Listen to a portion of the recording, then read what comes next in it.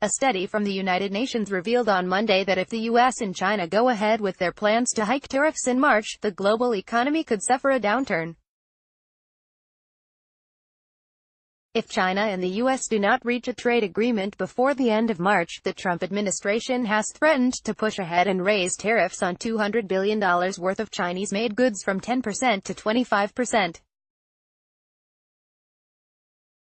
According to the UN, such a move could reverberate throughout the world economy due to the instability that it might set off in global commodity and financial markets, and by forcing companies to adapt by rejigging their supply chains, further denting global growth prospects.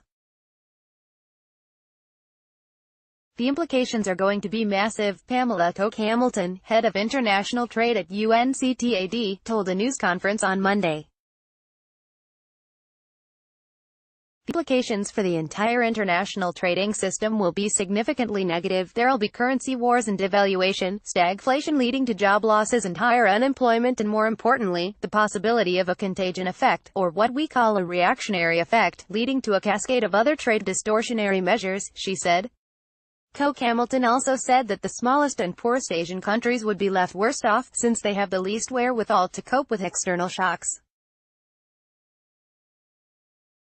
Indeed, the UN predicted a $160 billion hit to the region's exports.